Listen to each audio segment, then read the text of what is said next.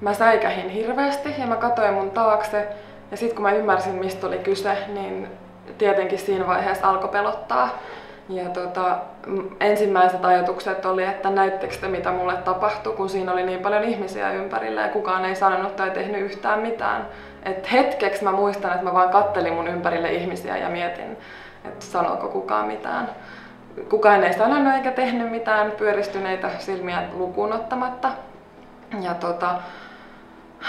sitten kun astuttiin kaikki tietenkin bussiin ja kaikki käyttäytyi ihan normaalisti, ihan kuin mitään ei olisi tapahtunut. Ja tää lyöjäkin astui bussiin. Hetken mietin, että menkö mäkin bussiin vai että onko se niinku turvallista, mutta kyllä mä sitten menin.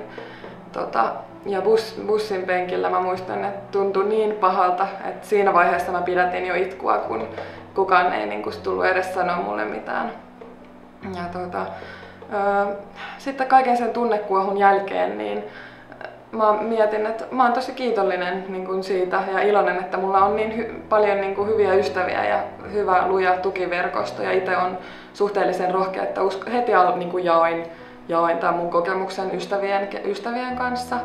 Ja jaoin sen myös sosiaalisessa mediassa, muun muassa rasismin vastaisessa ryhmässä, josta mulle heti tuli paljon tukea tuntemattomilta suomalaisilta ihmisiltä. Ja se on tosi tärkeää, että saa tukea ja että jakaa tällaiset kokemukset, koska tällaisissa tilanteissa on niin helppo ajautua ajattelemaan niin kuin negatiivisesti ja yleistämään ihmisiä. Kaikista ihmisryhmistä ja uskontoryhmistä kuitenkin löytyy sellaisia piirteitä, joilla voi helposti demonisoida koko sen ihmisryhmän. Ja muslimina mä tietenkin tiedän sen aika hyvin, tai miten väärin on yleistää. Se, mitä mä kanssaihmisiltä toivon ja myös itseltäni, jos sattuu tämmöiseen tilanteeseen sivusta katsojaksi, niin on inhimillisyyttä ja rohkeutta. Että olisi niinku rohkeutta puuttua siihen tilanteeseen ja osoittaa se inhimillisyys itsessään.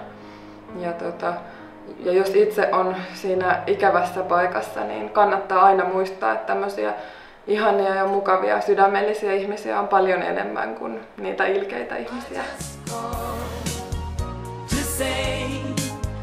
I love you. I just call